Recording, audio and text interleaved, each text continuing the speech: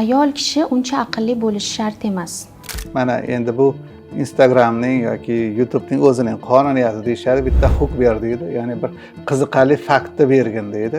Odamlar uchun bu qiziqarli deb hisoblanadi. Aksariyati bu gaplar hammasi mana ayollar o'zi tahqirlaydi deymiz-ku. Birov tahqirlamaydi, erkaklar tahqirlamaydi. Endi bu gapidan keyin albatta erkaklar o'zini xotinini yoki yaqin ayolini o'sha yoqqa jo'natadi. $1000 ga tuzatib ber deydi. Ayol kishiga ahmoq bo'lishni o'rgat deydi. Bilasizmi nimaga? Aqlini ko'p ishlatib borsa, ba'zi bir yomon oqibatlarga olib kelib qo'yar ekan. Yana shu yerda xato bor. Aql o'zi nimaligini bilmasa kerak bu xonim. Aql nima? Fikr nima?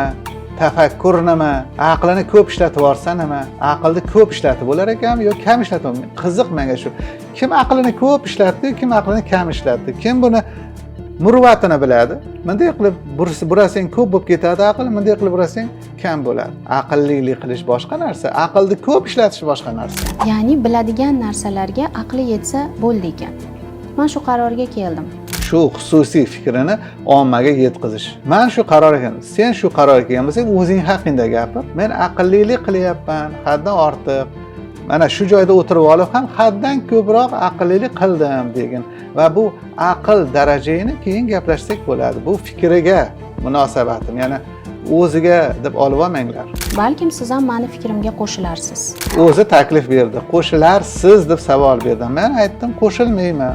Chunki muammolarni hal qilishni erkaklarga qo'yib berish kerak. Shunda ayol kishi juda ham aqlini ko'p ishlatmasa bo'laveradi. Erkaklarda ham har qanaqasi bor, umumlashtirish bu.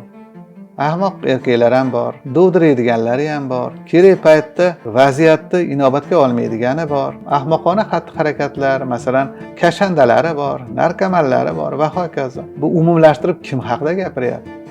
Erkaklarga ruxsat bering. Ayollar ruxsat berish shart emas. Yana ko'ryapsizmi? Yana bu yerda erkaklar qadrsizlandir. Siz ruxsat berasizmi, ruxsat bermaysizmi? Erkak o'zi qaror qabul qilaveradi.